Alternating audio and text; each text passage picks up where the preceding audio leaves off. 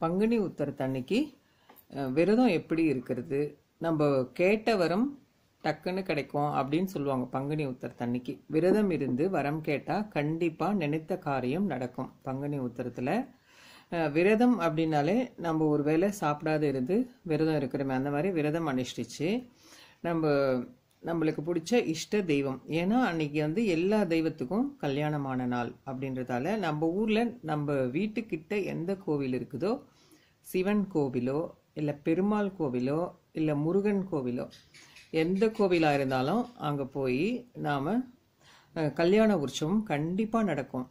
அந்த உற்சவத்தில் கலந்துக்கின்னு நம்ம வேண்டி வந்தோம்னா, நம்மளுடைய கஷ்டங்களை எல்லாம் சாமியோட பாதத்தில் வச்சுட்டு வந்தோம்னா கண்டிப்பாக நம்மளுக்கு நல்லதே நடக்கும். அவர் வந்து நல்ல கல்யாண மூடில் இருக்கிறதால அன்னைக்கு எல்லாருக்குமே கேட்ட வரம் கரெக்டாக கிடைக்கும். எல்லாருமே அன்னைக்கு ஒரு நாள் மட்டும் போய் சாமிக்கு நல்லா வேண்டி வரம் கேட்டுட்டு வாங்க. எந்த வேலை எப்படி இருந்தாலும் எல்லாத்தையும் எடுத்து வச்சுட்டு அன்னைக்கு ஒரு நாள் ரிலாக்ஸாக போய் எல்லாரும் சாமியை கும்பிடுங்க. கேட்ட வரம் கண்டிப்பாக கிடைக்கும். அதே மாதிரி நம்மளால் முடிஞ்ச தானம், அதாவது அன்னதானம் அப்படின்னு செய்யலாம். இல்லை ஒரு மோர் பந்தல் போட்டு மோராவது எல்லாருக்கும் நீர் மோர் மாதிரி செஞ்சு எல்லாருக்கும் தானமாக கொடுக்கலாம். இல்லைன்னா பானகம் சொல்லுவாங்க, பனங்கல்கண்டு போட்டு பானகம் செய்வாங்க. இல்லைன்னா வெல்லம், அப்போல்லாம் எங்கள் வீட்டில் வெல்லம் தான் போட்டு பானகம் செய்வாங்க. அந்த வெல்லத்தில் செய்கிற பானகத்தை படைச்சி எல்லாருக்கும் கொடுக்கலாம். அந்த மாதிரிலாம் கொடுத்தா வந்து நம்மளுக்கு ரொம்ப புண்ணியம் கிடைக்கும்னு சொல்லுவாங்க.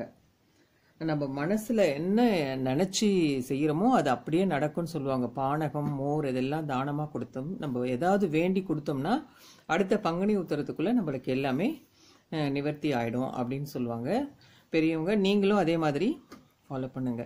பங்குனி உத்தரத்தன்னைக்கு எல்லா சாமியுமே சந்தோஷமாக இருக்கும். ஏன்னா அன்னைக்கு எல்லா சாமிக்குமே கல்யாண உற்சவம் நடக்கிறதால முருகப்பெருமானாகட்டும், சிவபெருமானாகட்டும், மகாவிஷ்ணு மகாலட்சுமி தாயார் அவங்க கல்யாண நாளும் அன்னைக்கு தான். அவங்களும் ரொம்ப சந்தோஷமாக இருப்பாங்க.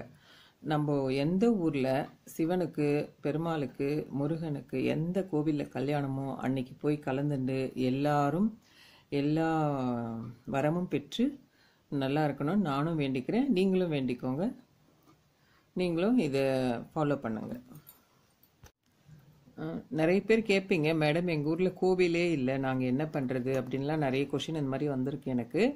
நீங்கள் அப்படி கோவிலே இல்லை அப்படின்னா கூட கண்டிப்பாக அவங்கவுங்க வீட்டில் சாமி ஃபோட்டோ இருக்கும். எல்லா சாமி ஃபோட்டோவும் இருக்கும். அதுவும் முருகர் சாமி ஃபோட்டோ இல்லாத வீடு இருக்காது அப்படின்னு சொல்லுவாங்க. முருகர் சாமி ஃபோட்டோ வந்து வள்ளி தெய்வானையோட நின்ற கோலத்தில் காட்சி கொடுப்பார் முருகர். அந்த ஃபோட்டோவுக்கு வச்சு நம்ம வழிபாடு செஞ்சால் அவ்வளோ விசேஷமானது. முருகப்பெருமானோட ஃபோட்டோ வச்சு சக்கரை பொங்கல் வச்சு படைச்சி பக்கத்தில் ஒரு 2-3 பேருக்கு தானமாக கொடுத்தா கூட ரொம்ப புண்ணியம்தான். சக்கரை பொங்கலும் எனக்கு செய்யறதுக்கு டைம் இல்லை அப்படின்னு நிறைய பேர் சொல்கிறாங்க. இப்போது நம்ம வந்து அதான் பாதாம் பருப்பு, முந்திரி பருப்பு, கல்கண்டு, அப்புறம் பேரிச்சம்பழம், வாழைப்பழம், வெத்தலைப்பாக்கு அந்த மாதிரி வச்சு கூட படைச்சி எல்லாருக்கும் தானமாக கொடுக்கலாம்.